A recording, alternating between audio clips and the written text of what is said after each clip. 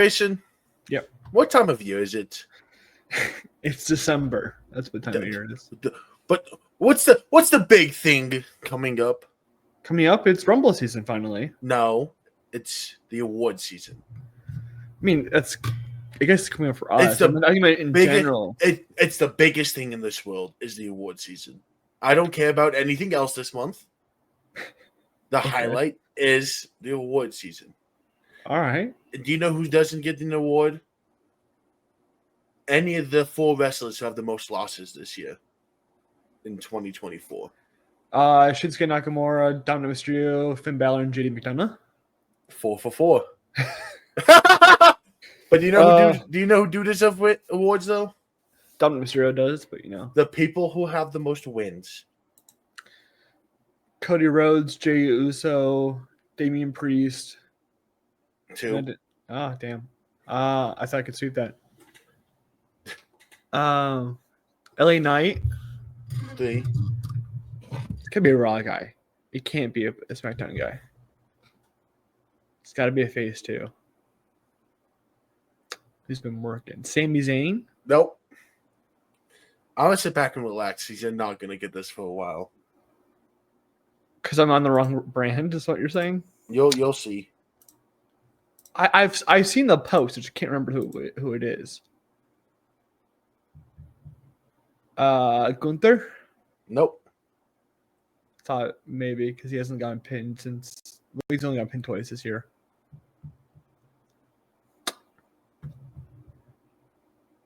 Randy? Nope. Want a hint? Yeah. You don't even have the right gender. Oh, it's Bianca Belair then. Yes. I thought it was only men, so I just Nope. Yeah. See, I know who at least has the most wins in general. I'm making shared a video by one of my friends. So good job, Grayson. Well, my friend shared a Rhea Ripley video to me. Good. They Like, want you to right be now. down bad. It's the little kid yelling, "I love you, Rhea," and she goes, "I love you, small child." Hey, I do love you, small pause. That's on the internet. Okay. News. What's up? News. Finally, we're gonna do the news again since we've done predictions for the last 4 episodes. Yes, and then we get a roast Saturday night main event.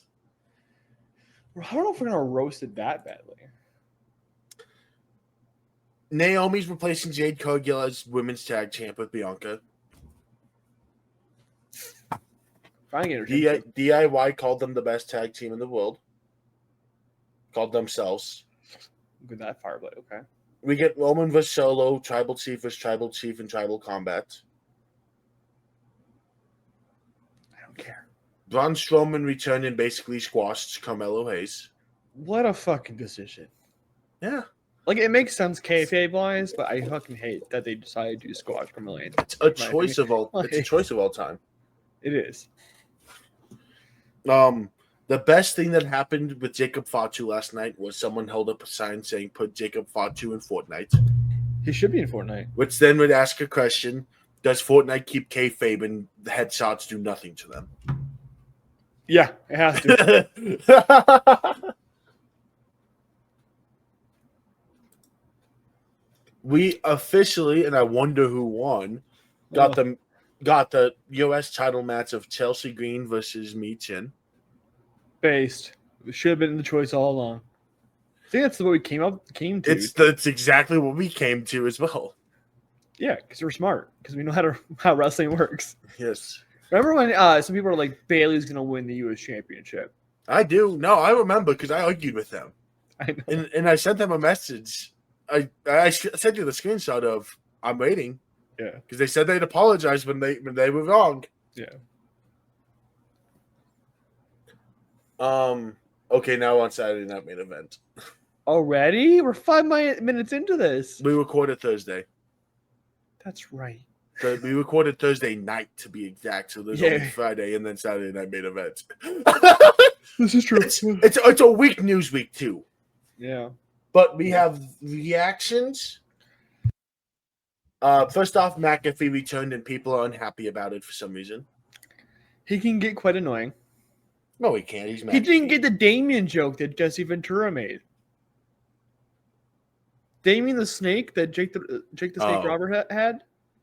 Yeah. He's like, I made this code out of Damien, and Pat's like, huh? Yeah. He specified there was the snake at some point too. Yeah. I respect it.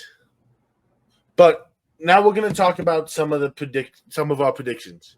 First off, fuck the source that made us think there was going to be a title change. No, it wasn't that. I think it was. I thought it was just because it's the first Saturday Night main event. There should be a title change. I saw a source that said there was going to be a major title change. I mean, there was. It was vacant too. It was, yeah, but I think world title when I think major. Fair. Which is the only reason I didn't go perfect. No. Yes? No. I picked Liv. You picked someone wrong. No, yeah, Kevin. Wrong. I picked Kevin. I don't know why you picked Kevin in the first place. Because I had to have a major title change. Well, technically, if you talk to Kevin, you're right. We will get there. Because I think I should be credited with perfect because there's a lot of issues with that match. That match is fine. But Drew beat Sammy. We both saw that coming, yeah. Yeah, that was... You couldn't have Drew lose his first match back. Yeah, and I'm going to skip ahead on you a little bit. It looks like WWE sees Drew McIntyre as a major main event player going into 2025. So good. He should be. I'm not arguing this. It makes sense through and through. And Drew getting his win back is definitely needed. I'm excited to see where he goes from here. He'll cook. He might main event night one with Seth and Punk if they still decide to go that route.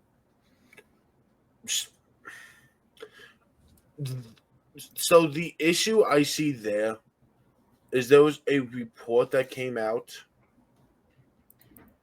that they want Drew McIntyre to be made in a world title feud, which would mean you mean Punk in a world title feud? Punk, yeah, sorry, Punk. Which one of two things mean if they do that, Seth, Drew, or Punk have to beat Gunther. It's gonna be Drew. If anyone, would be Punk. I think it's Drew. I think it'd be Punk. No, because Drew's on his revenge tour right now. Yeah, and the first stop is getting that title and then bitching everyone. No, his next stop is it's his Bloodline revenge tour. Yes, he is one down. That is correct. And he attacked Jay. That's true. They've made it clear it's not Solo, so it's probably Roman. He's not going to be going for Gunther. I'm just saying, Royal Rumble will be nice. It's Seth or Punk who's going for Gunther. And if that happens, I'm going to have to keep my kayfabe of Big K picking Gunther, but... Like my kayfabe is I pick against Gunther every second I can. Yes. I'll have to keep my kayfabe and I'll have to sacrifice a perfect night. But it was okay match.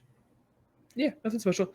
The theme throughout this whole show is that every match was too short. Yes. Because I'm doing the Gen Z thing where I'm on my phone, but I'm also watching the product at the same time.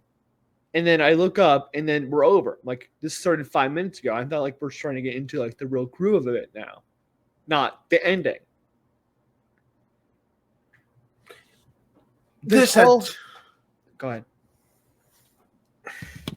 This felt like the most Christmas special-y WWE show ever. You know what I mean, right? Yeah.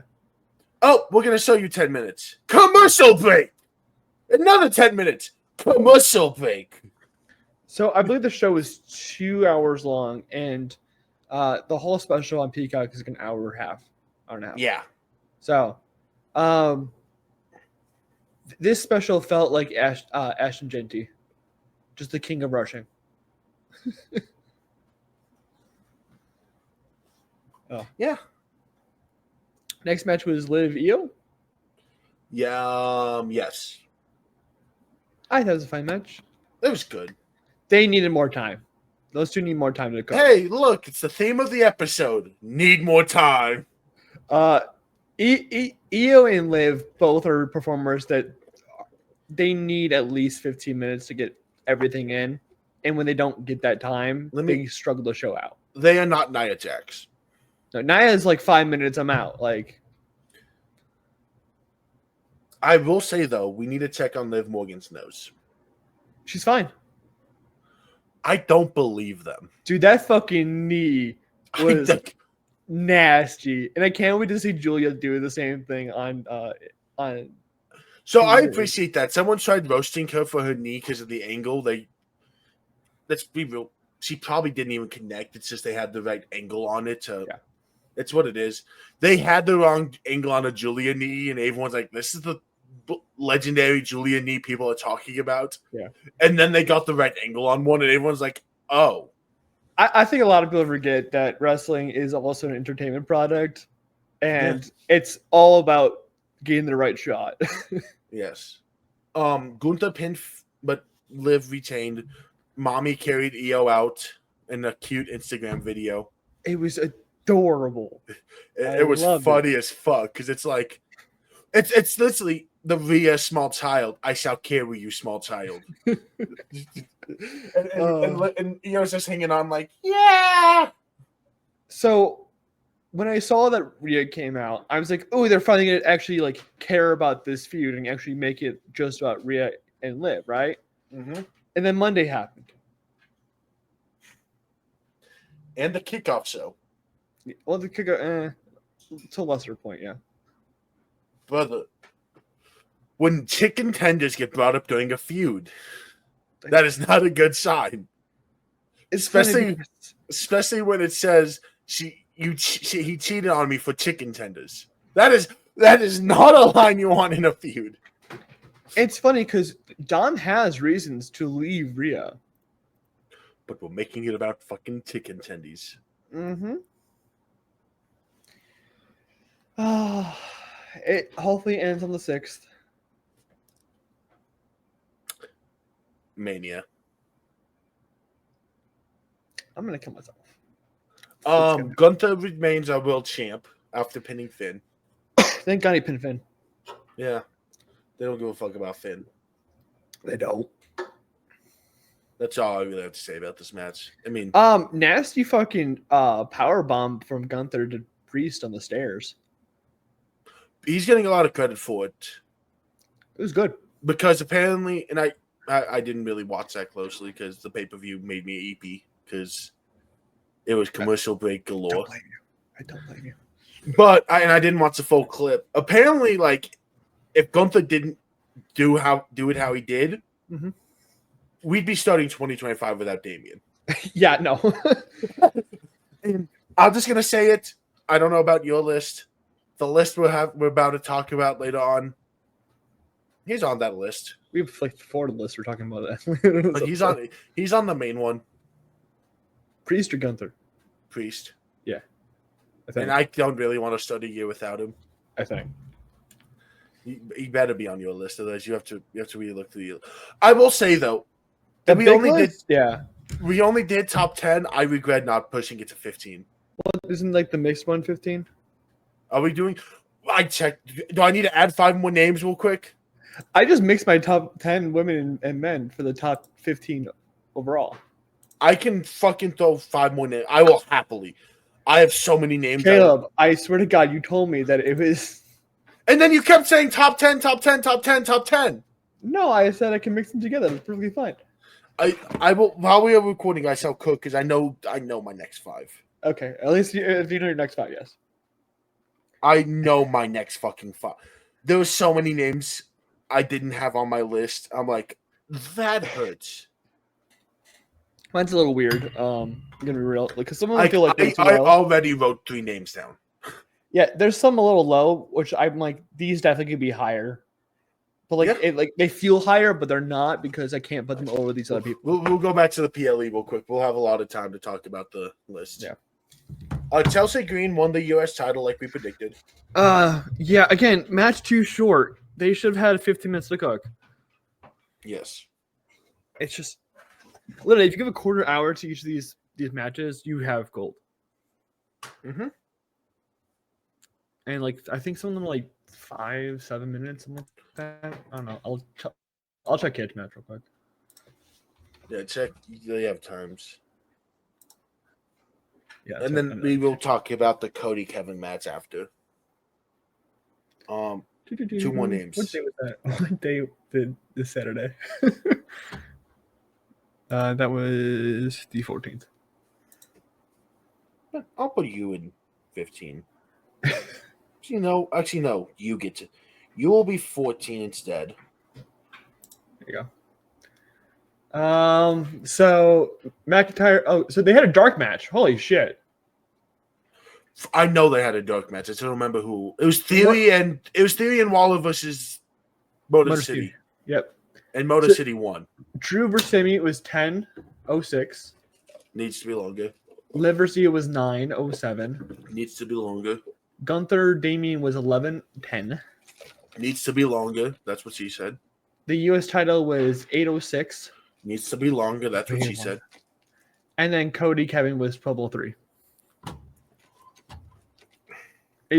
That was the longest match. Do I need to say it again? Needs to be longer. Needs to be longer. I'm telling you, even like 3 minutes would have helped that match a lot. Every match. The highest rated Uncaged match was 7.17. That is not good. No.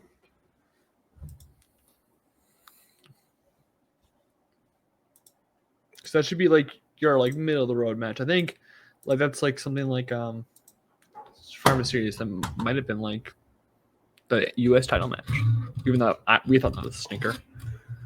Oh fuck! What? I just realized the name. You brought LA Knight. Damn, that's crazy. That's who it is. Yes. Yeah, I got that after I said U.S. title match for Survivor Series. No, you're moving down one. Damn, that's crazy. We'll find out who's going to move down one in a second, I guess. Cody vs. KO. Cody retained. He did indeed. And I have a question for him. Yeah. How much money did you give Charles Robinson? What do you mean? Cody got away with shit. So did Kevin. Kevin tried to use the chair in the first place. Who used it? All right, Jesse Ventura. Okay, then let me ask you this: where did the referee count the pin? From outside the ring, yeah. Not it was a weird count, but you know, against classical match rules. Yeah, referee but has it's to be in the Christmas time, okay? This is not a Christmas pay-per-view. We don't get to just talk shit up to Christmas magic. Do Kevin Owens, fuck you. You're not the superstar. Cody Rhodes is our superhero. He's our Santa Claus. Boo fucking who? I messaged you this not too long ago, but Hi, Shiloh. we're getting shades of heel Cody in every single segment he does, and when he loses that title, he's going to snap, and we're going to get our fucking menace to society, Cody Rhodes. But do you know what the best part about it was? And Grayson's going to laugh. KO used a banned move against Cody Rhodes After the match, yeah. And it's awesome because you're going to see wrestling fans who still believe it's real. Yeah, because I messaged you after like it was posted in WWE, and fans were like, "He needs to be suspended. He needs to be fired." I'm like, dude, we love wrestling, but we also recognize it's fake. Did you make it? I don't know if Silo cleared the gap between this and the couch. That's crazy. Because I can't tell if his other foot's on here or not. Hi, baby. Grab the dog. I don't want to if his fucking... Okay, he's fine. All I don't want to if his leg's like hanging on by a thread. That's fair. And then Kevin Owens took the winged title that they used. Yes, we were right when we talked about it. The Winged Eagle title is now in possession of Kevin Owens. He believes he is the real undisputed WWE champion. He is. It's quite funny. Kevin Owens is doing some great shit lately. He's fucking amazing.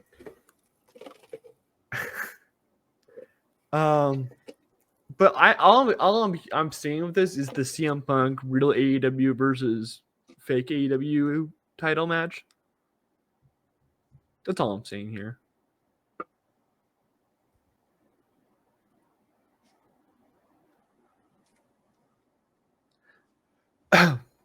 Okay, I don't. You good, Kel? Yeah, I was responding to someone who was talking shit on my name. I mean, who isn't? You. Oh, Shiloh. that's wrong. Well, Shiloh definitely is. No, Shiloh would never talk shit on me. He loved me. Me and I are besties.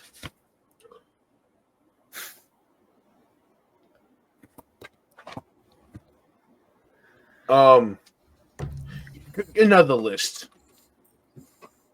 But here's going to be the difference, because this list is kind of a bullshit one. I'm filling in time here. I will help you a bit if after like 3 wrong guesses. Mm-hmm. WWE ranks the top 10 most shocking pay-per-view moments in 2024. Damian Priest cashing is number 1. Yes. The Rock after Bad Blood was one, which is dumb. The Rock after Bad Blood's not on here. Oh, is it not? No. Oh. Roman Reigns for SummerSlam. Not on here. What?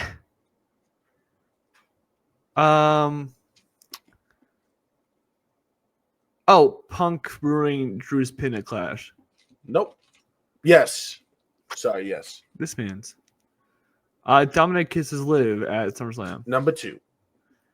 That I hate my life. All these pay-per-view, right? Mm-hmm. Cody wins the big one. Nope. No, that's again dumb. Cody back to back. Nope. The RKO to Logan. Nope. What the Want fuck? some help? Yeah. The next, I'll look down. Number 3, Money in the Bank. So Money in number the 3, Bank. Money in the Bank. Is it the Chelsea table spot? Nope. Is it Drew cashing in? Nope. What the fuck happened to Money in the Bank? Not a match. Something that happened between matches. Oh, John Cena announcing his retirement. Yes. I've read that happen at Money in the Bank. Number 4, Mania. Number 4 is Mania. Awesome Truth win the titles. No. The Undertaker. Yes. Undertaker choke slams The Rock. Number 5, War Games. The double moonsault. Nope. The Punk saves Roman. Punk saves Roman. This will be the hard one. Backlash. Oh no, it's Tonga Loa's. I did not think you were going to get it. No, because that's the only thing you have. Well, Backlash is. I remember Backlash pretty well, actually. I want you to know all the comments are even WWE knows. Tonga Loa's to go, yeah. Tonga Loa debuting is more important than Cody winning the title. It's so funny when Tama Tonga is so much better than him. And he premiered second. Or debuted second. And I think the most iconic part about it is the fact that he botched his debut. He continues to watch everything he does, yeah. Caleb's dying. Yes. Number 8 is Rumble. Naomi's return. No. Jordan Grace. No. Gotta remember, this is WWE making the list, not fans. So it's wrong. Got it. Because I think everyone and their mom predicted this to happen. Is it Liv Morgan at 30? No. Stay in that Rumble, though. Is Stay in it that Bailey Rumble. winning the Rumble? The one everyone predicted to win the Women's Rumble, yes. Bailey win the Rumble? Yes, that is number 8. The one, the only match that had the only Rumble of all time that had yep, this is who's winning. No. Cody last year. Sorry. The only Women's Rumble where everyone comes together and agree, yeah, this is our winner. Yeah, basically. Number 9 is Mania again. Oh, also, second of all, no. No, I wanted Liv to win that Rumble. You picked Bailey. I did pick Bailey, yes. What was the next one? Mania. Mania again? Yes. Rhea retaining. No. Fuck. John Cena. No. The Rock's No. Roman Spears the Rock. No. Seth's knee just No. blows up. You already said Damien Priest cashed in. Rumble. Not Rumble. Mania. I don't fucking know, man. What? I mean, anyway, so go ahead though. That's the thing. Seriously, what the fuck? Night 2. Night 2? I think this was night 2. Bailey defeats Io. No. That was night 1. Let me double check real quick. Thought it was night 2. Wasn't the tag titles? That was night 1. It's not the big 3 defeating Damage Control.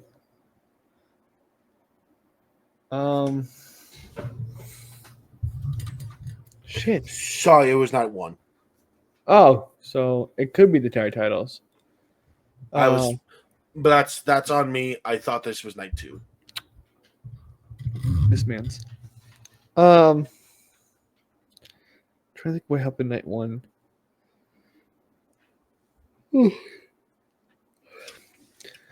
It was Rhea Becky, then it was Judgment Day losing their tag titles.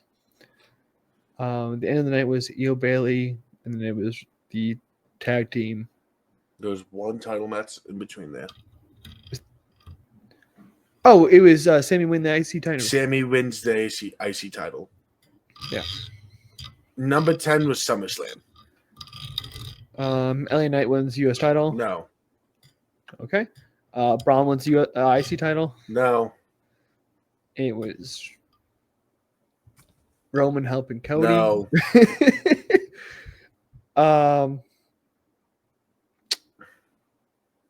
Liv beats Rhea. No. It's like 4 of the matches right there. Yeah, there's 2 left. That's right. There was 2 of them. Gunther when beats Damien. Oh, Finn betrays Damien. Yes. Yeah. No, Cody going back to back. No, Drew losing the title in a minute and a half. Or Punk attacking Drew. No, the fucking Hell in a Cell match in general. You gotta get a single moment, like they can't just be a whole match. Lame. We can make a better list for stuff they didn't even mention. Probably. Tony D'Angelo will be in the cast of season 2 of Wild Cards as a guest star. Yeah. Go Don. He's playing a gangster too. Yes, he. Yeah. Probably. He's playing the Don. We're gonna get the entire family. It wasn't us. We just like our pasta. Wow. Whoa, that's a lot of fingers. And you're touching our food. Stay off the food. I love the Don. He's amazing. Becky Lynch will be in the cast of the first season of Star Trek's Starfleet Academy. Yeah, a little concerned that it might ruin her returning on the 6th. Maybe. I think she might interfere in the Liv. Rhea, they want to make We've gotten about 100 Netflix Raw packages of every superstar ever to exist. Yeah, we initially thought this was like, oh, this is everyone who's moving to Raw, and now it's like we're bringing things for Karrion Kross. There's an Otis. There's an Alpha Academy one. Hey. I am mentioning it because I saw someone on Twitter say I've seen this Liv, Roman, Bianca one. When are we getting Alpha Academy? And 10 minutes later, they dropped the Alpha Academy one. Based. Real. And I'm like, you know what? I like it. Seth called out Punk for having more Mania events. Yeah. Braun's still IC champ. Who could have called that one? Rhea called Dom a little chicken tender slut. Please end the 6th. Please end the 6th. Please end the 6th. Zoe Stark continued in the IC title tournament. This brought up a conversation with the IWC. Who is the opposite of and then the bell rings type wrestler? I think Zoe Stark wins the bell ringing wrestler. What do you mean by that? Like she's good in the ring and that's it. She's a character. I don't blame her for that. I do. I've seen her. Look at what they put her with. Well, yeah, but like we've seen her on the mic previously, and this is why she's in the position. She was great. Bird go better. And finally the reign of terror ended.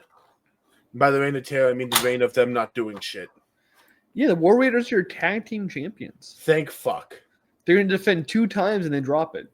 Probably. In 100 days. At Mania.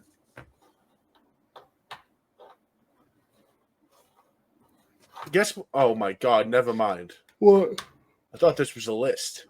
Grayson, do you want to do another list? Oh, no. 3, 6, 9. Name every WWE return and debut this year. I'm kidding. The Y6, The Rock. No, you are not. There's There's literally like 40 fucking things on this list. Jesus Christ.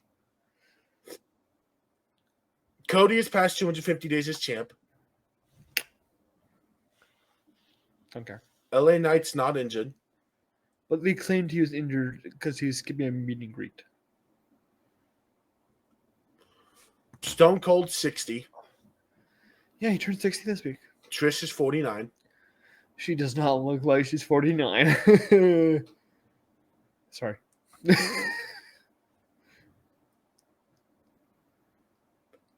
Adam Pearce, Logan Paul's on Raw. And is going for the world title. They're teasing Gunther versus Logan. Grayson, who do you pick in that situation? I picked Gunther. I messaged Grayson. To context, I messaged Grayson. The Logan's on Raw, and he's getting the looks like they're doing Gunther Logan, and his response was good. Beat that blonde bitch. Beat that blonde little bitch, yeah. Cole said Liv could be the superstar of the year. She's not. Definitely not. I have our award nominees. She was not in the MVP award or nominee. Not at all. But my MVP and my best runs of the year are 2 different things. So, and she's not in the top 5 of either. No. Maybe not even the top 10. I don't know your list, but she wasn't on mine. We'll talk about it later. She's number 2.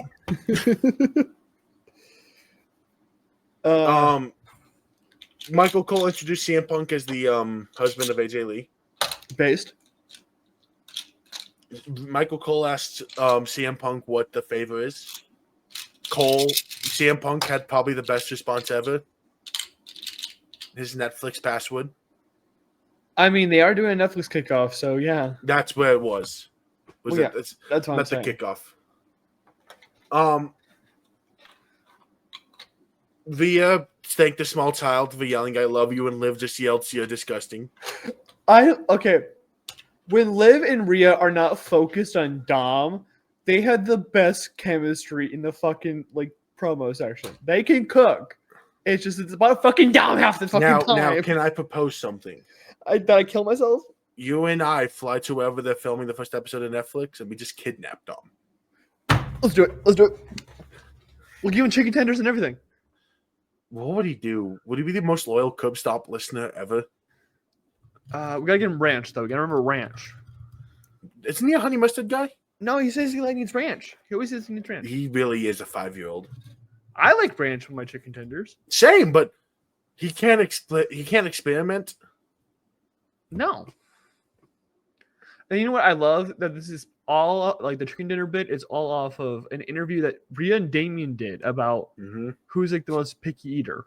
Now I'm about to make Grayson smile. Those are two different things, and I'm not. Ricochet accepted the offer, accepted the Hood Syndicate's offer to join them. The Hood Syndicate basically said, "You're a kiss ass," and beat the fuck out of him. Good.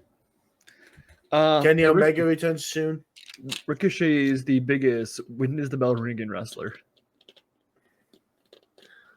Kenny Omega is on his way to return. He's going to wrestle Dynasty. We know that for sure. Darby Allin did a Darby Allin bump of back straight into the apron of the ring. But that was a banger match. Darby Allin needs to go into the stunt person industry and stop being a wrestler. There's going to be another belt added to WWE potentially. I'm going to kill myself if it is. Do you know what the belt is? Yeah, it's the Tribal Chief, but it's the Olafala. We already know this. Just make it an unofficial title. That's what it is. Essentially, at this point, we don't need to add a title. Just keep the Olafala. CM Punk and Seth Rollins are going to fight at the debut of Raw. And then not the main event. Solo Roman is. It'd be really funny if Punk embarrasses the Bloodline 2 times within a year by being the opener and doing a better match. And they had to clarify this because Cole said that Punk Seth was the main event of it. Because they're the clear main event. And then let me refresh this, make sure there's no more reports. Expands. I want to make sure I didn't miss anything. Oh, and my dog's birthday.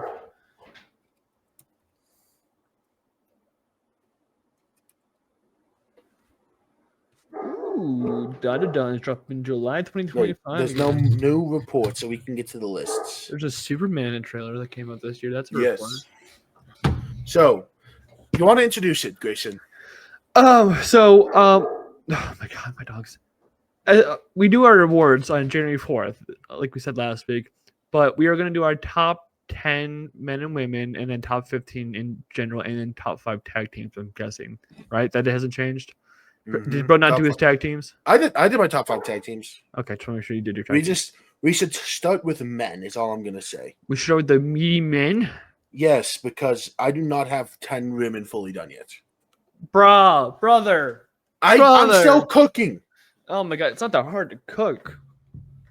The women have been debatably better than the men this year. No. Because I have 10 and 2 honorable mentions. You want to? We'll do men first. Okay. Let me make sure I didn't fuck up. I have a few honorable mentions. This man's. I also threw together a total top 15. Yeah, as well as between the two, which features a lot more men than women. Rough. I do have one honorable mention for my top 10 men of the year. Mm-hmm. This is all 2024. I want to mention that everyone is only this year, not just like overall, because I don't think Roman made either a list because he was active for maybe 2 months.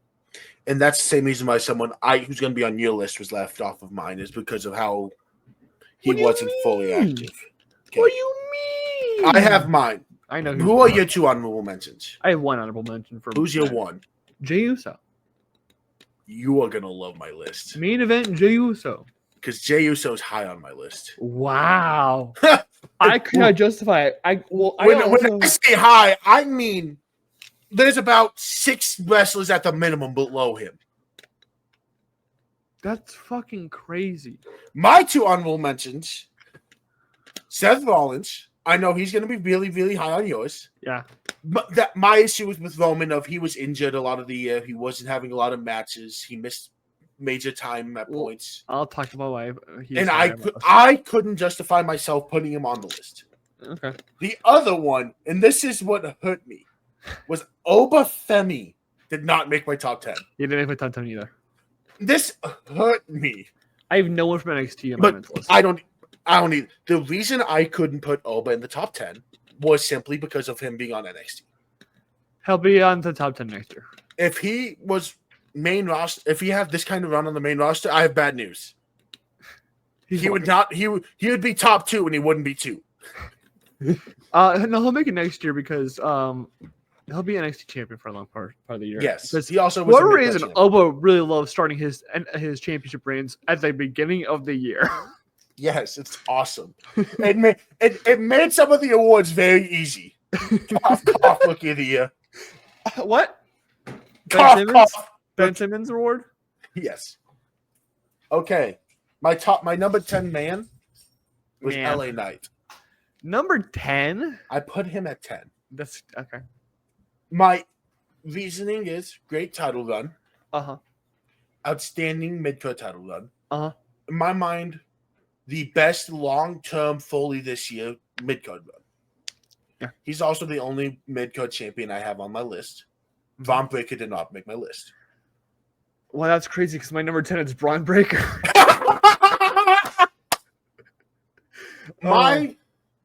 The reason, first off, it's as much of the people above him. I couldn't justify him going above them. Mm-hmm. Is the main reason he is number 10. Understandable. It's like Oba, where it hurt me to put him at 10. Wow. It could be he really didn't dangle in the main events side of SmackDown. And that's a SmackDown main event scene that really had the open, yes. Literally had a title match this year against Roman. That was last year. Royal Rumble, baby. Oh, okay, cool. Grayson. He was the only one who worked that match, okay? He's the only Grayson. one who wrestled. We're going to give a spoiler. Do you want to give one of the nominees for worst pay-per-view matches of the year? We'll talk. Because spoiler alert, LA Knight is in that match. It's one of those matches. We'll come out Wednesday, probably. So yes. But I'm just saying. It's literally just everyone above him in one way or another was in the main event scene. Makes sense. But Braun Breaker's my 10. What can you say about a guy coming from NXT who was amazing on NXT, had an amazing tag run with Baron Corbin, moved to the main roster, and then immediately took over. Immediately became like the hottest thing on Raw, and that eventually led into him becoming IC champion. A little later than it should have been, but it gave an amazing match at SummerSlam. Gave an amazing match at Money in the Bank. Continued to hold that belt tight. Gave Jey Uso his first title ever, and then ruined that. And had a banger of a match on Survivor Series. He's been a really good rising star, and I would not be surprised if he makes the top 5 next year. The only issue I can see with him ending up top 5 is we are spoiled with talent right now. I could see Triple H pulling the rug out from under us and making him world title. Yeah, because we've seen the Triple H rewards mid-card talent after they lose their title to go to the world title. And it's usually the IC title. Yeah, it's the legacy of the IC title. Yeah, the worker title. Number 9, baby.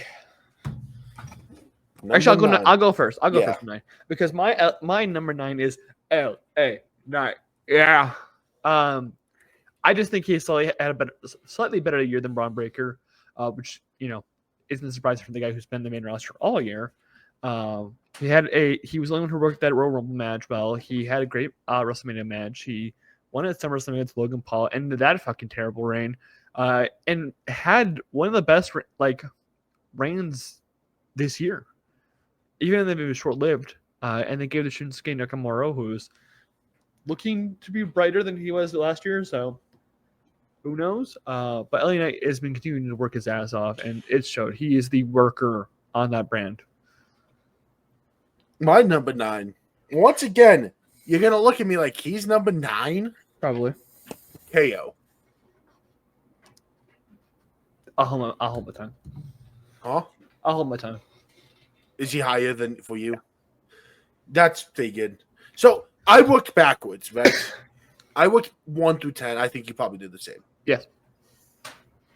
I'm going to tell you right now, my 1 was decided no matter what, and I knew who my other top 5 were. I knew my 1. I knew my 2, 3, 4, and 5. I didn't know what order for sure. He and 8 are very inflippable for me. I have to keep kayfabe though, so I have to keep kayfabe. Oh, But KO had a fucking fantastic year.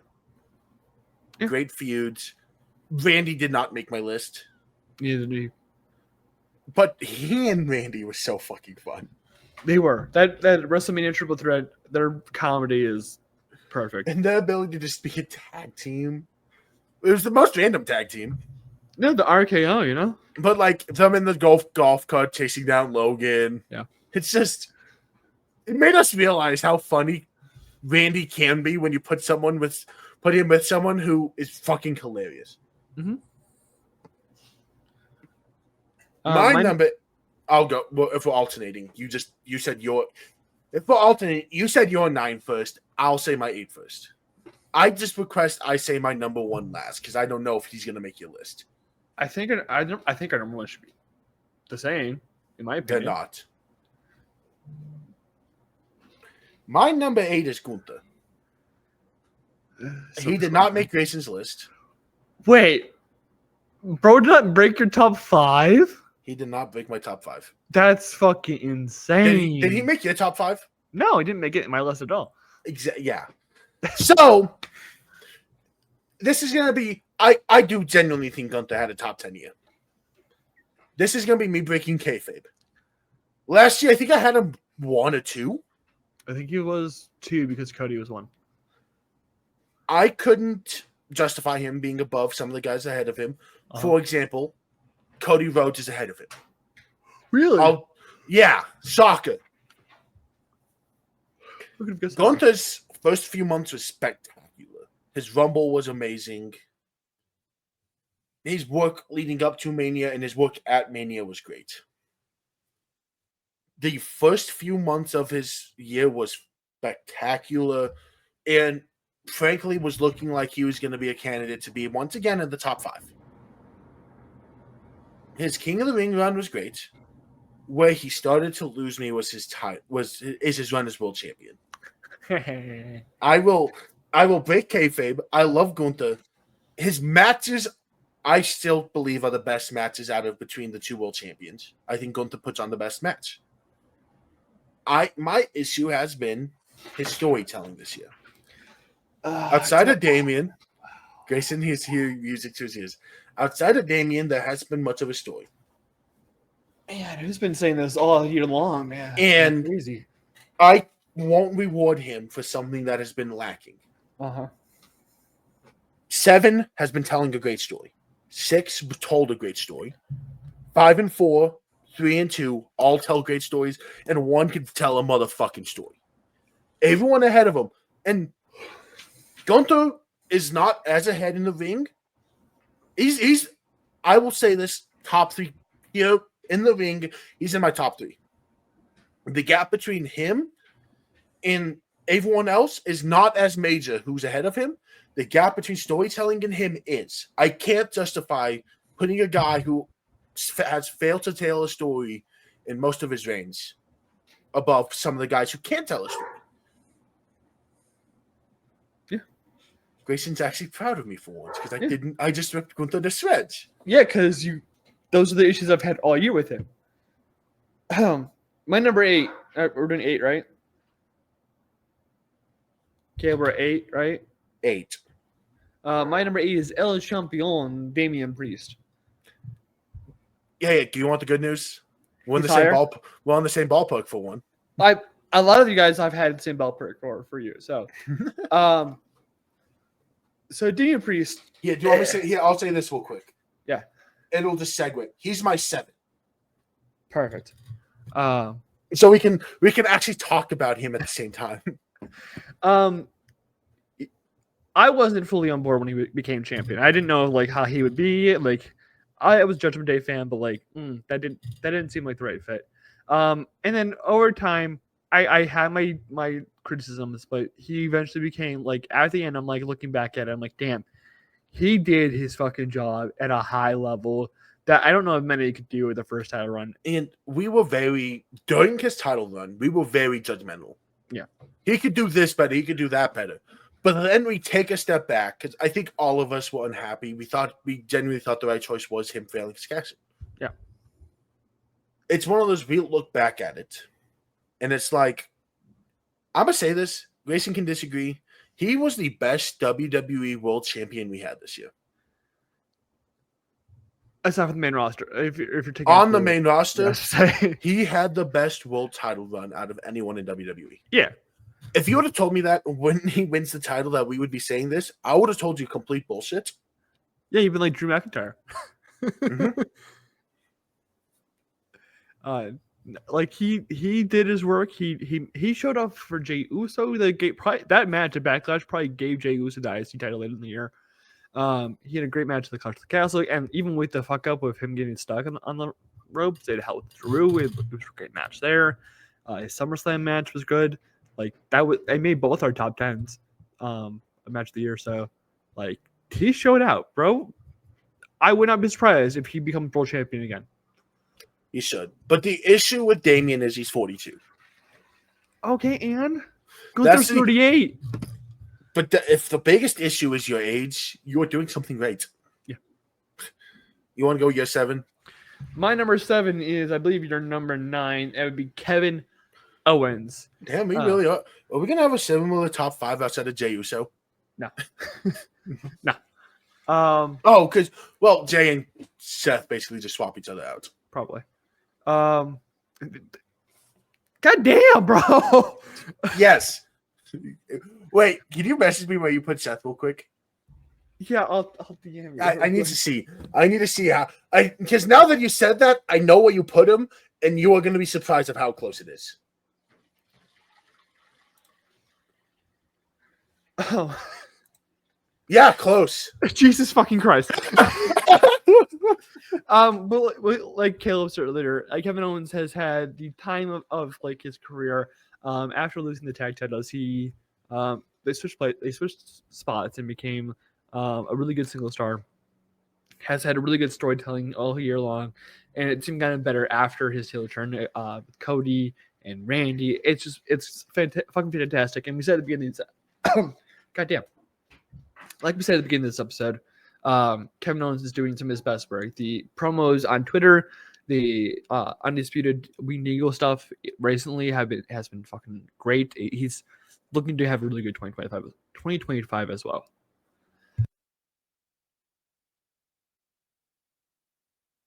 You want me to go my 6? Please don't die right now. My 6 was from AEW. Same. Who's yours? I don't think it's the same person. Let's try it. My number 6 is John Moxley. Not the same person. Yeah, no. Bryan Danielson. He did not make my list. You want to talk Mox? Mox did not make my list. Well, then you'll talk Danielson. I'll talk Mox. Danielson. I want to make it. I think Danielson had the best few-month run out of any wrestler in the world. Mm-hmm. His storytelling was better than anyone. And his in-ring work, we know what we're getting from Bryan Danielson in the ring. Mm-hmm. There's like Death Taxes Bryan Danielson putting on a banger. Here's the reason, though, I couldn't put him much higher. My biggest thing is the best ability in wrestling is availability. Mm-hmm. It's not, he didn't get injured.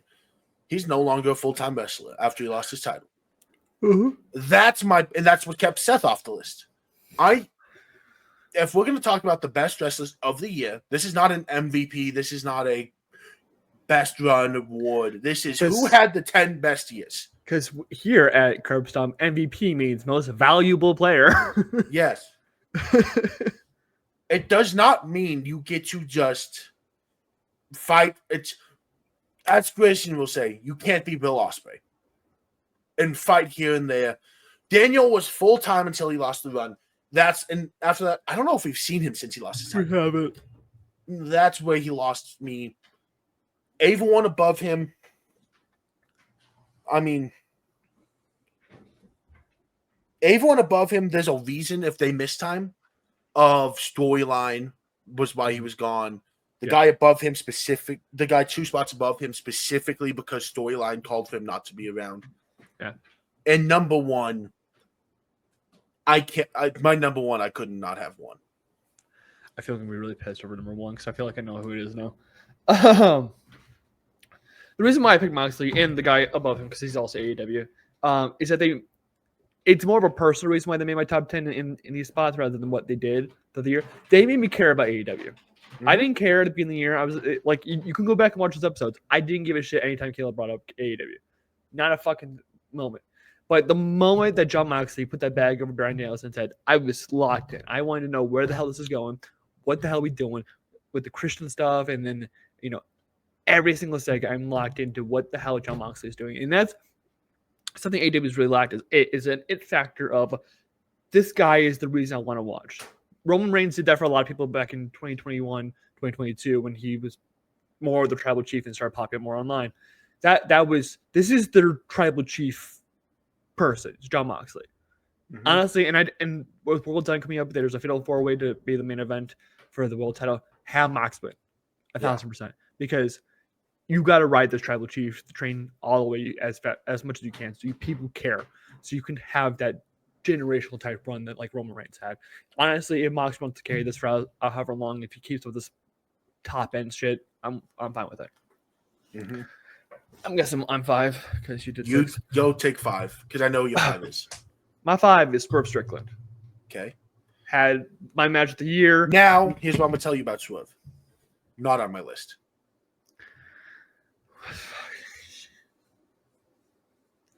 Why?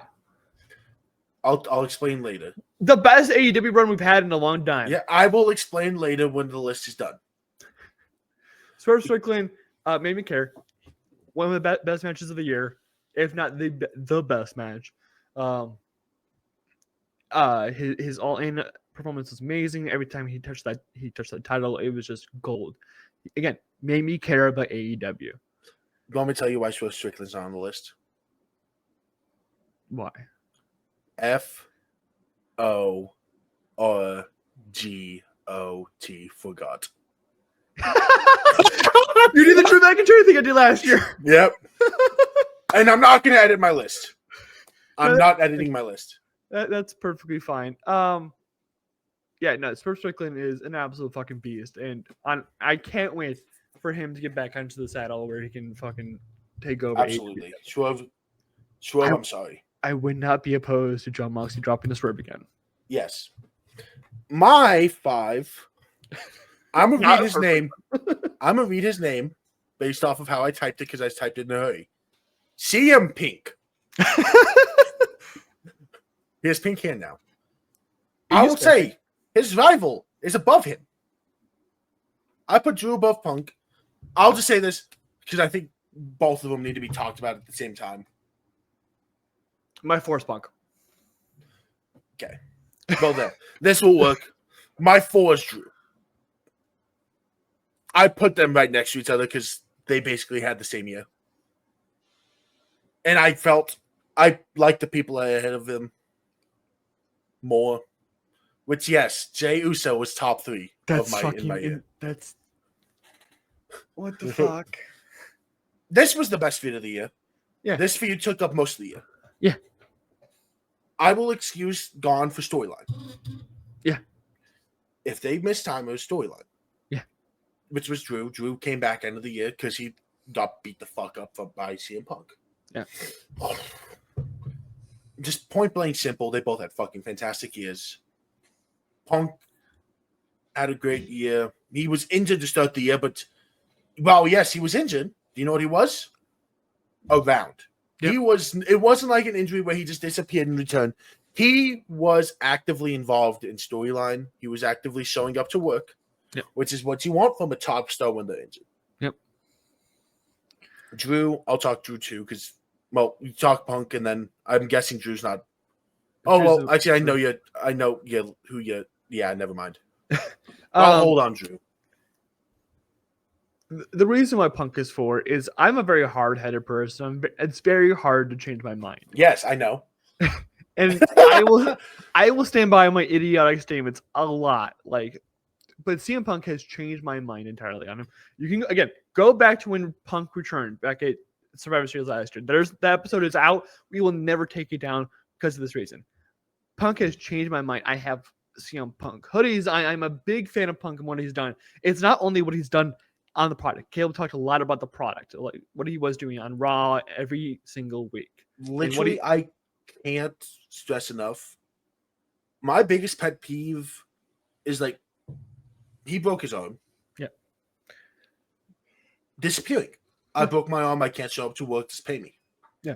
He was at Mania. He fucking continued his storyline at Mania. Yeah. He showed up on Raw, cut promos. It's just.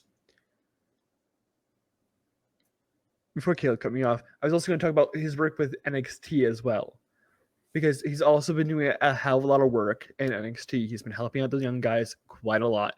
Every single week he can, he's at the Performance Center helping them out. And obviously we don't get to see that. We get to see what he does when he's on NXT. When he was in Chicago, between Julia and Cora, not Cora, my God, Roxanne. We see that, and from the behind the current stuff, it looks like he might be taking over NXT whenever HBK wants to move up to like SmackDown or something like that. I'm more than happy to have him do it, because what he's been doing on NXT as well as what he's been doing on the main roster has been fucking fantastic. But there's just three people. No, yeah, 3 people better than him. I have 4, but Drew is one of them. I'll wait on Drew. I think I know. Well, there's 3 people better than him because he's 4. Yes. I'll wait on Drew. I think we'll talk Drew at the same time. My number 3 was, well, I'll wait to talk when you talk, okay. Drew. We're close enough, and I know there's only so many spots he could be in. My number 3 was Cody. And yes, that means Jey Uso finished top 2. It's these earbuds out. This is... What are we doing here, my guy? I will explain why I have Jey. I love Jey Uso this year, but bro is not top 10 worthy. Yes, he is. Okay, go ahead. Go ahead with your Cody Rhodes. Hold on. What's it? Oh, guess that. My issue with Cody was everything you want from your top star. Around working events, working. He had a MVP type year. He did not have a top 10, a top 1 wrestler kind of year. Sure. His feuds fell dry because there was only Bloodline. Outside of Bloodline, he's had one good feud, and that's Kevin. AJ, yeah, I'll give you AJ. But when he is only messing with the Bloodline, it was bland. He put on decent matches, but it was one thing almost the entire year, from January till, with the one gap between with AJ, and then now with Kevin. Yeah. It was one note. Sure. Granted, his first few months, I'll say this: if we did a after Mania top 10 wrestlers, he would have been one, and there would have been a massive fucking gap. Because as good as Seth was, Cody was the best wrestler at the start of the year. Storyline, match, emotion, everything you could have wanted, he was one. And there was no one who could argue it. Yeah. And I'll say this: I left him off my list. Swerve Strickland, in those 4 months, wasn't champ yet. So he didn't even have that to compete with him. Mm-hmm. There's not enough you can say about how good Cody was. Yeah. But these middle months have been what has hurt him in this list. Now talk about your 3. My number 3 is Seth freaking Rollins. I understand Caleb's gripe with the best ability is availability. It makes full sense. But with the time that Seth Rollins had, he made the most out of it. He showed up every single week to put on that Punk thing, put in the Punk feud before it all fell apart with Seth's injury and Punk's injury. And then they pivoted to Drew, and he gave every single sweat, blood, tears to that feud. Ending at Mania, where he had no fucking knee. He faced The Rock and Roman with that feud as well. When the best feuds of the year, he was part of that. He didn't make the list as the best feud of the year because he was the last part of that, but he was the MVP of that situation. Even fucking Rock said he was the MVP of WrestleMania.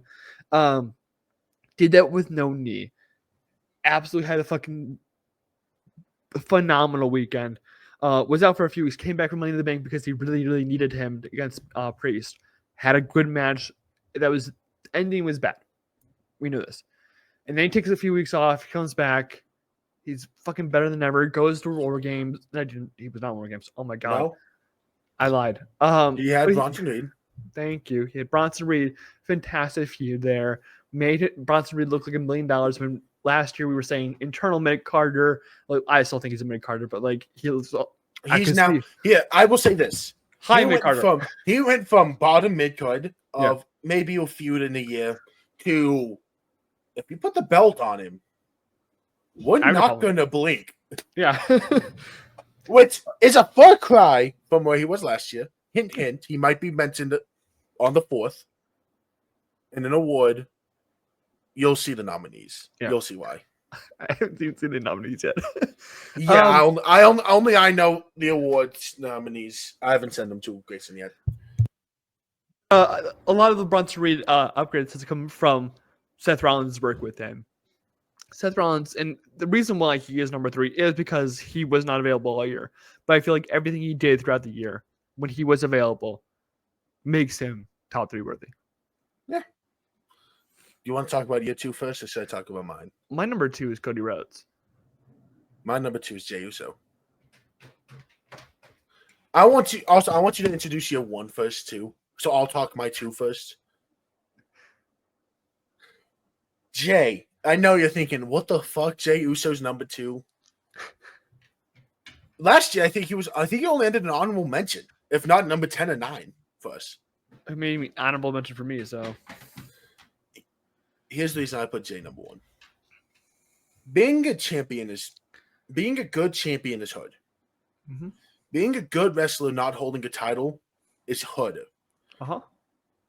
Jay won a title once and held it for like 2 weeks. Uh-huh. I want to appreciate the fact that he never won a world title match, even though he had like 58. Mm-hmm. He lost all but one title match he had this year.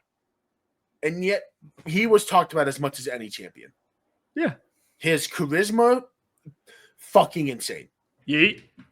We talked best moments this year. How many of them are fucking the entire crowd yeeting? Yeet. We talk about some of the more underrated matches this year. How many of them feature Jey Uso? Granted, we don't mention WrestleMania's match. we ignore that. But that feud, all but one thing, was fucking beautiful. Started the Rumble, him and Jimmy at 1 and 2, and Jay going for a while. Jay had as good of a year as you can have without holding a title. And I'm not even going to count. I'm counting the IC title reign for his accomplishments, but let's be real here. They wanted to ride the hype and get a good pop with Jay winning the title. Mm-hmm. And say he has a single title. Yeah. There was no plans for him to have a serious run with it. Yeah. He's not my 1 because the one I had, my 1 was. If he was 1, I would have fucking bashed you over the head. My number 1 was. You could bash me for who my 1 is, and I wouldn't listen to you. I think I'm going to. Who do you think it is? We'll talk about it. My number 2 is Cody Rhodes. First 4 months, amazing. Wins the Rumble again. Goes off, but points at Roman. Goes into business for himself. Overthrows the fucking Rock, who runs fucking TKO. I just realized who your 1 is. Okay. Sorry. But he overthrows the Rock for going to business for himself. They have to shift because of fan outcry because how Cody did everything. The Rock turns heel because of this. Absolute fucking fantastic formula feud. One of the best feuds of the year. It made the vote for the community. By the way, go vote on that. I hope this comes out before then. It will. I'm not sure. Well, the votes are out. That's why. I can literally get the form up tomorrow.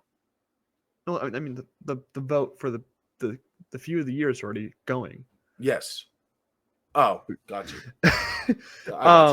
And after winning the title, which was again a book ending, literally felt like we're closing a chapter on WWE at that exact moment. After that, makes a fantastic feud against AJ Styles, great in-ring stuff. Backlash, not Clash. I don't know. I remember what he did in Clash. Bullet stuff again, a little lackluster. Probably what made him down to 2. But honestly, I had fun with it. He was great during it. And then he's ending the year strong with this Kevin Owens feud. It's been a great year. Like, we'll look back at this year, and Cody 2024 will be probably, if you go like 10 years down the line, we're going in WWE 2Ks or whatever company owns it at that point in time. We'll get a Cody Rhodes 2024 because of how good this year was. Yes. Now, tell me why Drew McIntyre is your number one. This is a wrestler. That's a wrestler. Yes. He. First of all, let's talk about accomplishments over the year. Wins Elimination Chamber, opens up WrestleMania Night 2. All right, wins Money in the Bank. Doesn't catch. He loses. I ignore that Money in the Bank so much. Helps Damian Priest with his title reign with the Clash of the Castle match. A fucking great match. Goes into the best feud of the year with CM Punk after having weeks and weeks and weeks of build up for it.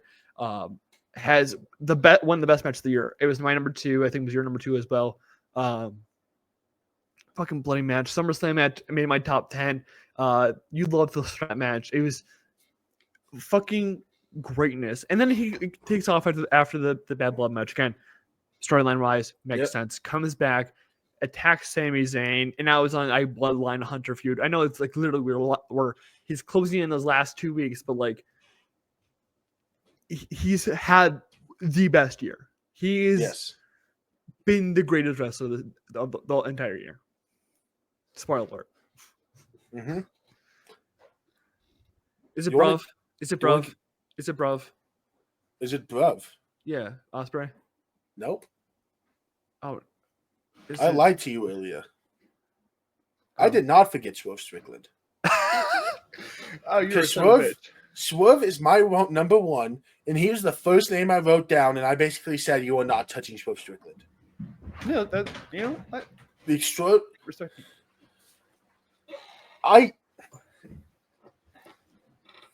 He was the best champion this year. I don't care. You're gonna say Roxy, you're gonna say this, and you're gonna say that, and I could say fuck off. Boba and Roxy. That's all I gotta say. I don't give a cool.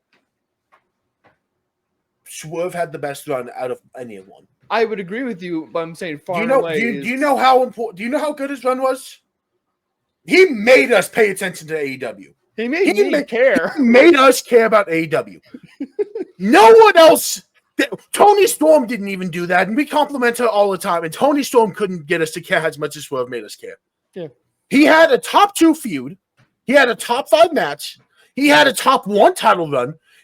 He was the face of AEW. He literally had people on the street going, "Swerve Valentine, Swerve Valentine."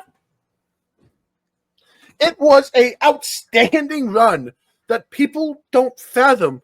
And it's when I was looking through Swerve was a lot of my nominees. He didn't make any of my nominees because I didn't think about him. Exactly. I couldn't forget him. I told myself after his run ended, Swerve Strickland is your wrestler of the year. And then he went on. This was when his title ended. That's before the Hangman shit happened. And he put on one of the best feuds of the year. Yeah. Swerve Strickland was so fucking awesome. And people don't realize how rare a year like this is. Mm-hmm. I can't ignore it. I can't act like it didn't happen. It happened. And when we're talking about AEW in 10 years, because they're still around in 10 years, the greatest champion of AEW will end up being Swerve Strickland. Probably. And Swerve Strickland will be their Stone Cold. Is Stone Cold your go? No, but he's going to be the one who everyone looks at as a big piece of the puzzle. Okay. Yeah. It's also the biggest piece that doesn't have any controversy behind them. Because every other piece, there's controversy that follows. And I'm trying to give him someone without controversy. We obviously have the Hogan issues. No. Every other long-term wrestler who we talk about in the GO conversation has some form of a controversy behind them. Uh-huh. Hogan, obviously. Shawn Michaels has his backstage issues. Mm-hmm. We haven't heard any of those about Swerve. Yeah. We don't have shit on Triple H either. But I don't think Swerve's going to become Triple H and help run a company. And marry into it. Well, my concern when it comes to Swerve and being one of these all-time goats when it comes to like AEW is I feel like Tony Khan might ruin him. I don't think he will because I think Swerve can basically say, "I want to fight him" at this point, and so Where has Swerve been since he came back? Hangman Adam Page. He hasn't done anything with Heyman after. I have his kids minutes pulled up.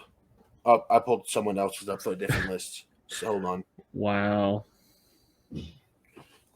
What has he done since he came back? I'm waiting. I'm pulling it up. I'm just using my phone because I had. He returned at Wrestle Dream. This first thing back after losing the title was Hangman.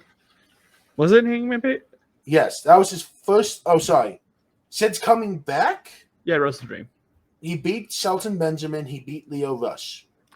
So two guys who, and then he lost to Lashley at pay-per-view. And then he murdered Max Caster. So he hasn't done much. Not yet. That's what I'm saying. As I feel like Tony doesn't know how to capitalize on his talent. That's the issue I keep running into when I talk about Tony Khan booking. He'll have a magical run where he'll find a talent and capitalize on it immensely. But then you have a Mariah May situation or a Swerve Strickland after he comes back. Like you can capitalize in the moment, but you can't capitalize after that. So that's my only concern coming up with Swerve Strickland.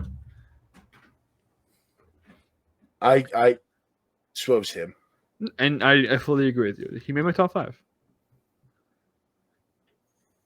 Are we doing women? Are we doing tag teams? What do you want? Do you want to do a transitional tag teams? Tag teams should be pretty fast. Yeah. You want to go for your 5? All 5 or just 5? Just 5. 5. I didn't know what to put there. I honestly was struggling to come up with names. I put the RKO. I put Chelsea Green and Piper Nevin at 5. See, like that's what I'm talking about. 5 is like it was as much of Chelsea. It's as much of a compliment to Chelsea. Fair. My 4 was the Young Bucks. My 4 was the Motor City Machine Guns. They're short. They're a decent team. I didn't want to put them on here because of their short WWE run. Yeah, but even if they won TNA titles. beforehand. Yes. Also, fuck you for putting the Young Bucks up there. Fuck you. No, I don't care. Fuck you. My number the BCC Yuta and Cesaro. Jeez, we're gonna have like completely different lists. Basically, my 3 was Faxium. I didn't put them higher because of how long they were together. They've only been together since October. No, bro. They also have not. They've been together since before the summer. They got together. I'm trying to do some math. Before the summer. What's Pippin? Because they had a heat match. We're moving that shit up. Sorry. Cave Match lied to me. I read wrong. Bro, read wrong. Number 3 is Bianca and Jade. Oh my god. My number 2 is Bianca and Jade. They were my 2. Number 2 is my number 2 is the Acclaimed. Did I know who the Acclaimed are? I know the Acclaimed are. I'm just saying they didn't do shit this year. No, sorry, not Acclaimed. Fuck. Yeah, no, it is the Acclaimed. Shit. No, they're the tag champs. The Acclaimed are not tag champs. Private Party's tag champs. Sorry, fuck yeah. Private Party. Fuck. Wait, right? Hold on. I'm double checking. The Acclaimed is Max Caster and whatever his fucking name is. They wear pink. They rap when they come out. Yes, the Acclaimed. Wait, I'm so tripping right now. Private Party beat the Young Bucks for the titles. They're not the same team. It's the Acclaimed. It's Acclaimed. I have Acclaimed. These are the tag team guys, everyone. Yes. I was right. No, I think they had the best the best year without a title you could have as a tag team. They were entertaining. They were fucking just great. That's great. My number 1 is Fraxium. No, Caleb, who's your number 1? Well, after I realized they were together for longer than I realized, it's Fraxium. Fraxium. Like I even tweeted on the Curve Stomp Twitter. I don't think there's ever been an NXT title run as good as them. I don't think there's ever been a title run as good as them. They were great. They've been fucking fantastic. They've given 5 stars matches all across the board.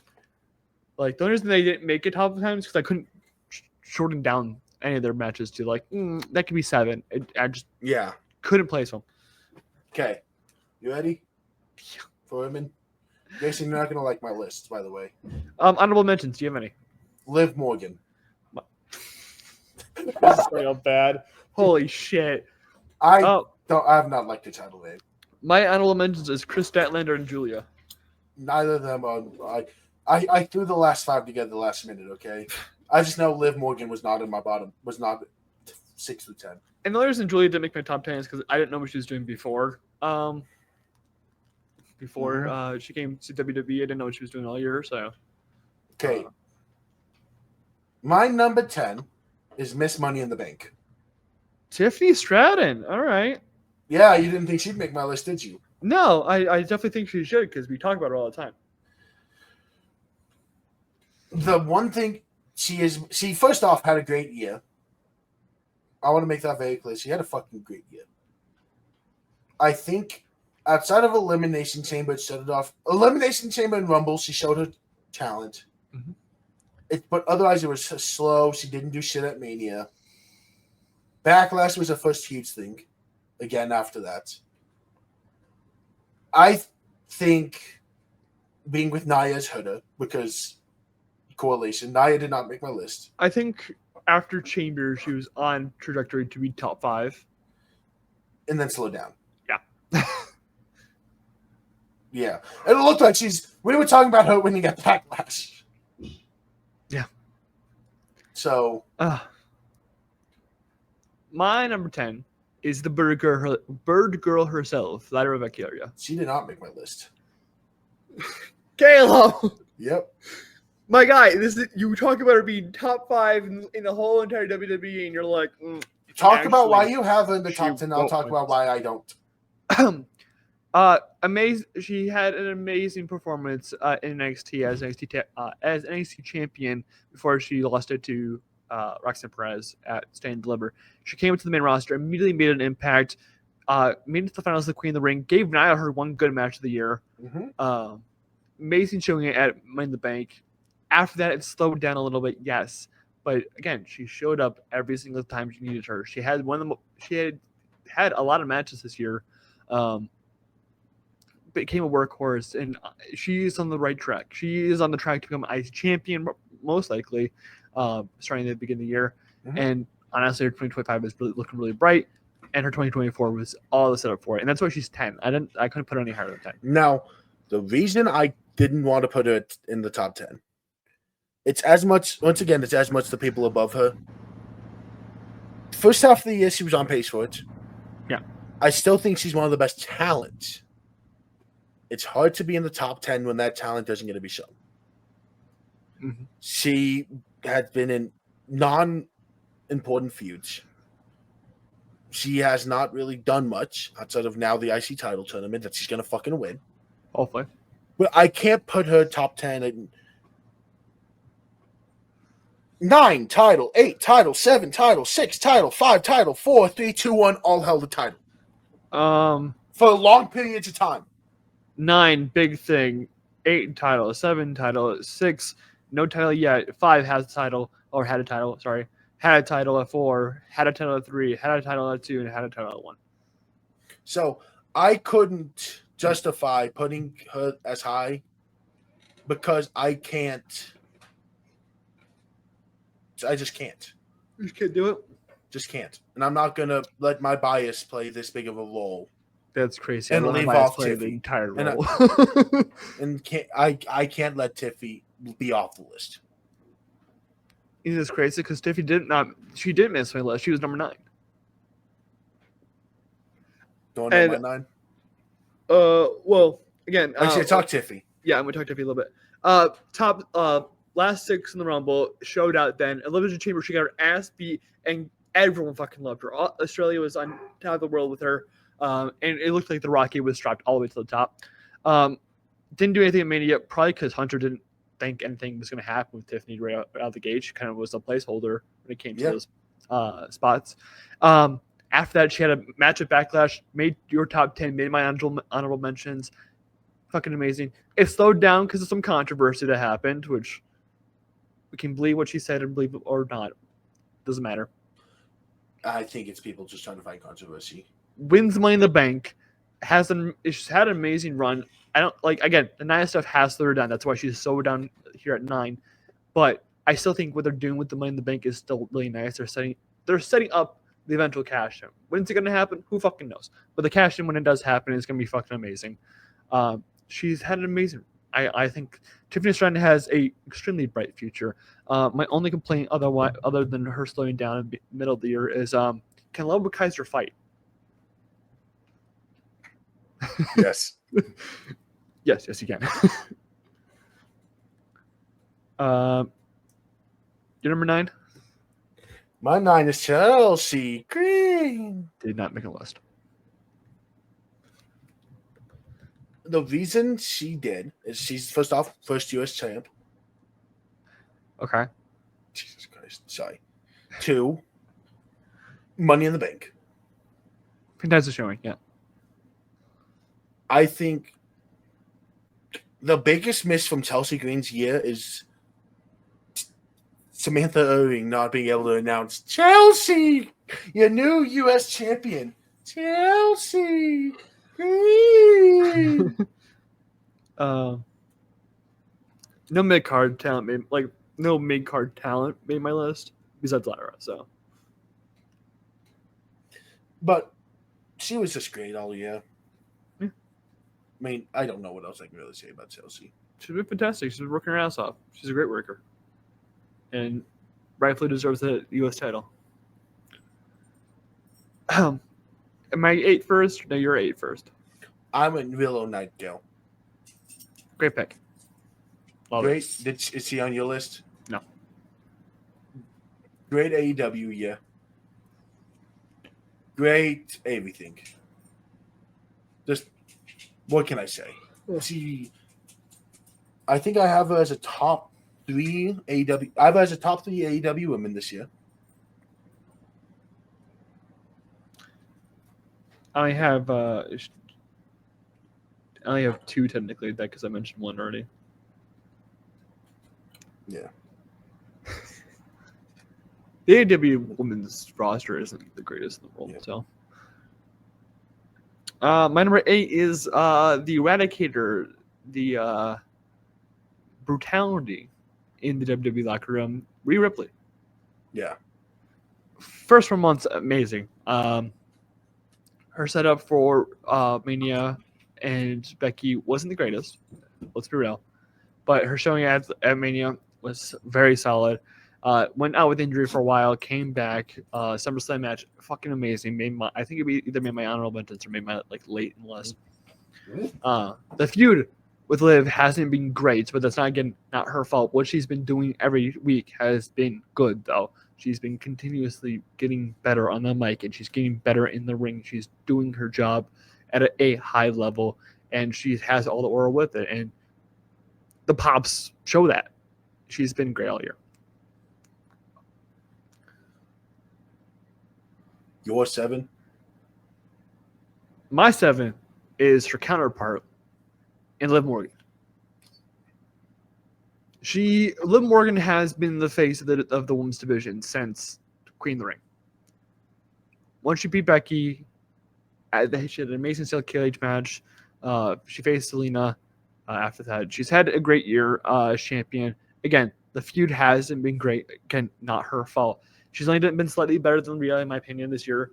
And she's had a fantastic run. I think that she has charisma and everything going right for her. And finally, she's being taken seriously within the WWE sphere of things. And I'm just hoping that she does turn face soon, because I think she works a lot better as a face, and she'll work a lot better in that sphere of things.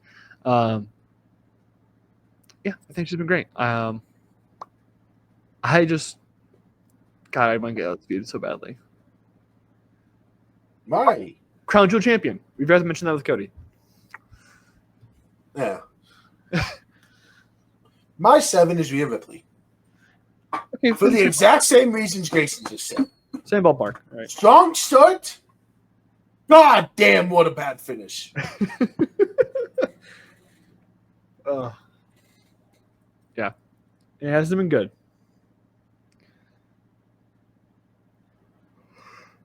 There's 6, buddy. 6? Yeah, Grayson's going to be mad. probably. But I'm breaking kayfabe. EO Sky. Bro, it's breaking kayfabe for the right reason. Still fucking too low, but all right. But I broke kayfabe. Still too low. I liked him. Not him. What the fuck? She was great. Yeah. She had a great year. Her time as champ was amazing. Her matches were good. She's good in ring. She had great moments. It is something that hurts him to say.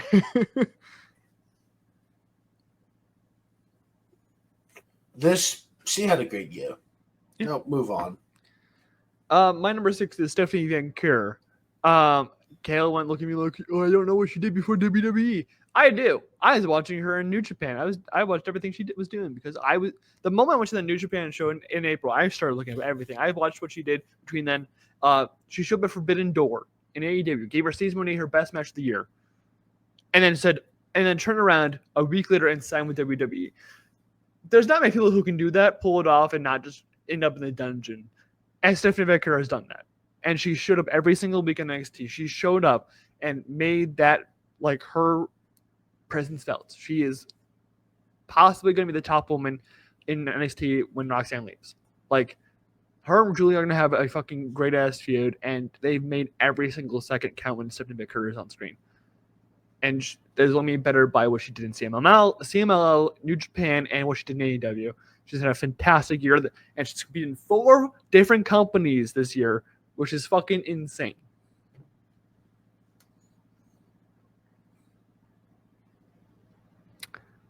I'm doing 5. You're 5. My number 5 is Jordan Grace. You want to know a name I forgot? Hey, we're from the opposite last year, because last year I forgot a bunch of names. And you... But you know what? This is not me playing a long-term game. Last time I played a game because I wanted you to think I forgot him. But just bump everyone. She'll be my 6. Get Chelsea off the list. Jordan Grace showed up out of nowhere during the Rumble. First time I remember us talking about Jordan Grace last year when PWI came out. We didn't know who she was. We were like, TNA, whatever. I'm not familiar with your game. Yeah. And then she showed up at the Rumble. She blew our minds. And then she came down. Then she did all the stuff in TNA that got our attention through social media. She's been killing it there. And then she shows up in NXT, gives Roxy a great performance, keeps showing up during the Iron Survivor stuff, and she's just been fucking fantastic. She comes to NXT, she shows out, she shows why she should be in the main roster as soon as she signs, because her contract ends I think January 1st. She is signed January 2nd with WWE, and she's going to the main roster because she should not be anywhere close to NXT when she comes up. And she's been fucking fantastic. Everything she does, from the mic, from the ring work, from her what she does on the fucking Twitter. She's been fucking amazing. Her Twitter is fucking hilarious. Her Twitter is fucking hilarious. My number 5 is Mariah May. I could not. Now, I will say, her title reign has not been the greatest. But you know what was? Everything before the title reign. Yeah. One of my top 5 feuds. Nice Tony. She had a good year. Let's just be straight. Yeah. I couldn't go fully break kayfabe and put EO above her. Everyone above her, I could fully justify her being above her. I mean, yeah, just better. Yes. But Mariah had a top 5 year in my mind. Sure. Is it my number 4? Yeah, UB4. Want me to read it like how it's typed out on my phone because I was in a hurry and autocorrect changes it? CM Pink again? Yeah, it's crazy. Bianca Belair. We're the same 4!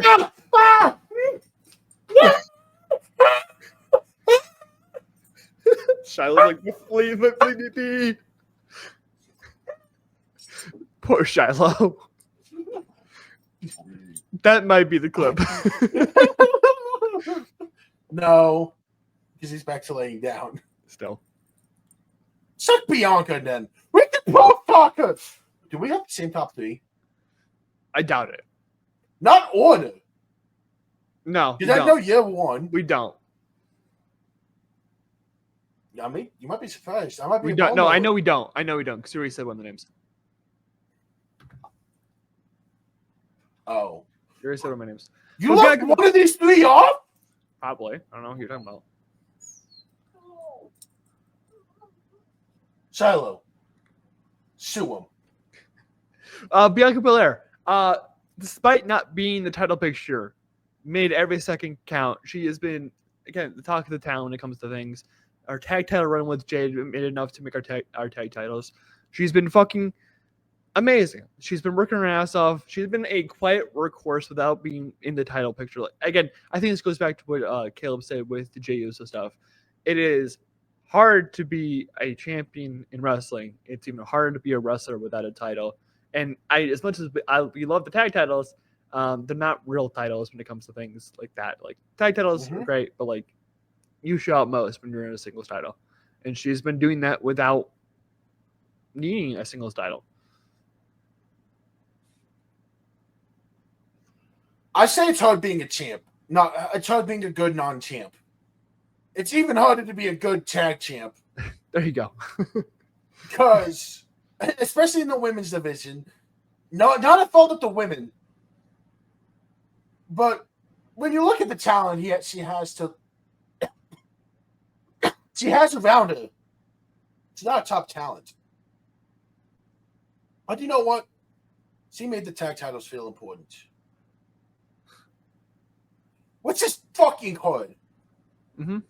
She is a top 4. Only reason she's not top 3, and I will speak for both of us, is of her lack of a title. It's the lack of no world title feud, no world title run. That's the only reason I don't think either of us put it top 3. Both of my top 3, all of my top 3 held the world title for long periods of time.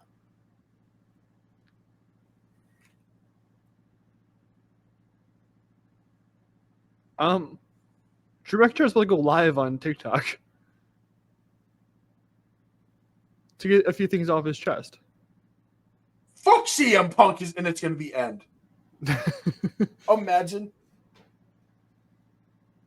Yeah, okay. Number 3, are we all right? Yes. My number 3 is the genius of the sky, Io Sky.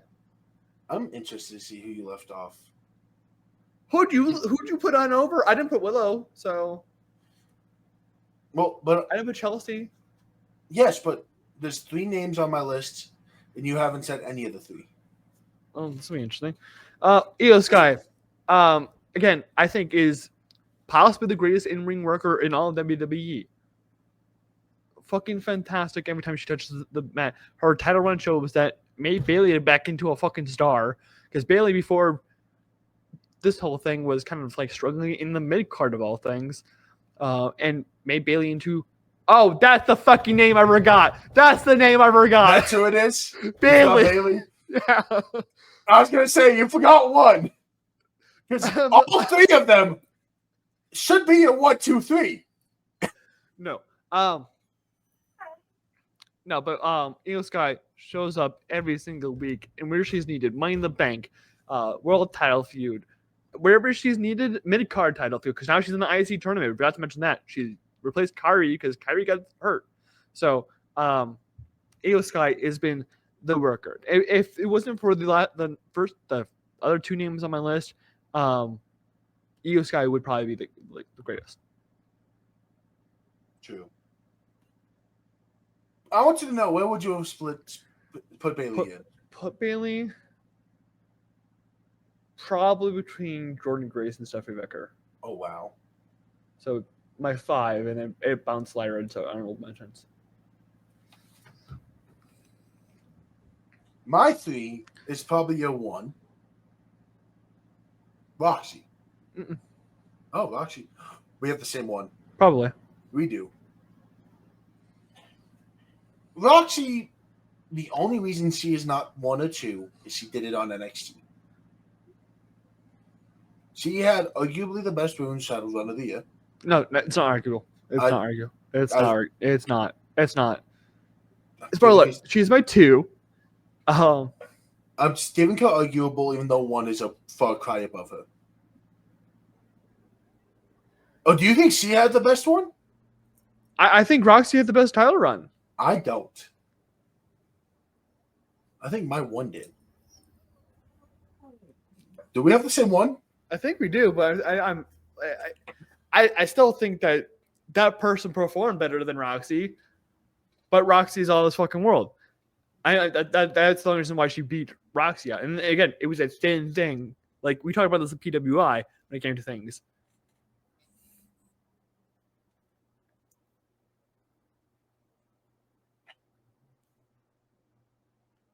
I'm interested to see a 2025. Main roster run. Yes, and that's why I'm interested, because I'm worried. There's a part of me that gets worried with the call-ups we have seen this year in the women's division. Just do a page. Just do a page. My worry becomes Lyra's gotten lost after her initial outstanding start. Yep. Blair has gotten lost. And I don't even remember who the third woman call-up was, because she has not done shit. Tiffany Stratton. She wasn't drafted, though. Kiana James. She's been hurt. She hasn't done shit. She's been hurt. She's my 3. She is my 2. My 2 is the one Grayson forgot. Yeah, okay. Makes sense, yeah. Bailey, once again, had one of the... It's the Damien of the women's division this year. We didn't like her run while she was the champ. I did. We didn't like it as much as we do now. I did.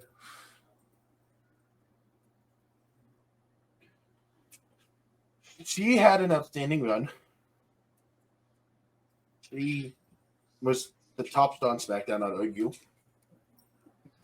Even with Cody, she was the best champ. Yep. She dropped to the wrong person. Yep. But that's not her fault, though. I called it, but yeah. I think there's not much she did wrong.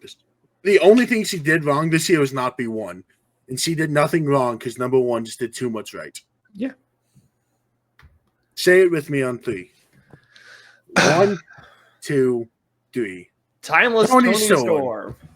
Yeah, we agreed when we saw the PWI Top 250 that it was a race for 2 between everyone else. Yeah. Because there's no world you could compete with 1. My only issue with Tony Storm this year has been recently they've reverted her back completely. Yes. They made her forgot. And do you know what I will say?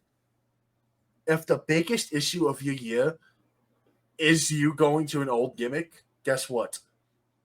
It's a pretty fucking good year. I mean, it can be a bad year. That's what the worst thing that happened to you is. Yeah, but we don't know how that gimmick's going to be round 2 with Tony being better. Yeah, I know. So that's why we can't judge it too No, much. my issue is that they made her forget about the timeless time in general. Oh. She has amnesia. It's her acting. You Speaking could of think timeless, it's a timeless. No, but Tony Storm had a fantastic year. Yeah. She made us care. Like Swerve, John, they made us care. Tony did the same thing. She made us care about AEW entirely. We saw everything. She was doing the best character work every single week. Her in-ring work is fucking amazing. She's the best woman of the year. Yes. PWI got it right for once, and they're right here. Yes. So do you want to go quickly before we end the episode, just top 15 in general? Yep. So let's start 15. Seth. Damien. 14, I had Roxy. Kevin. 13 was LA. 13 was Rhea. I ended up hold on. Sorry, 13, I ended up changing the list right before we recorded, and I didn't change top 15. 13 was Oba for me. 12 was LA Knight. 12 was John Moxley. 11 for me was KO. 11 was Liv Morgan. 10 was Gunther. 10 was Stephanie Becker. 9 was Bailey. 9 was Swerve. 8 was Damian. 8 was Jordan Grace. 7 was Brian Danielson. 7 was Punk. 6 was Punk. 6 is Bianca Belair. 5 was Drew. 5 was Seth. 4 was Tony Storm. 4 was Cody. 3 was Cody. 3 was Roxanne. 2 was Jay. 2 was Tony. 1 was Crazy. Swerve. 1 was Drew. I think it's the same that Jay is still 2 when you incorporate the women's division as well. I really love Jay's year.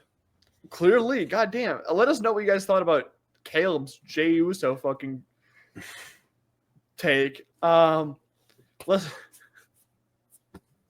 okay. Let us know what you guys thought about our top 10/15 wrestlers of the year. Next week we predict World's End. What else are we doing next week? Next week is PLE. We predict World's End. And PLE rankings that we still haven't figured out. I just haven't DM'd you. Fuck. Yeah. But that will be the last episode of 2024. And then we will go, the week after that is the second annual Stompies, Be Here or Be Square. But until then, remember to subscribe, do whatever you need to do on any podcasting format. Merch is in the description below. Check it out, please, for the love of God. But until next time, bye-bye.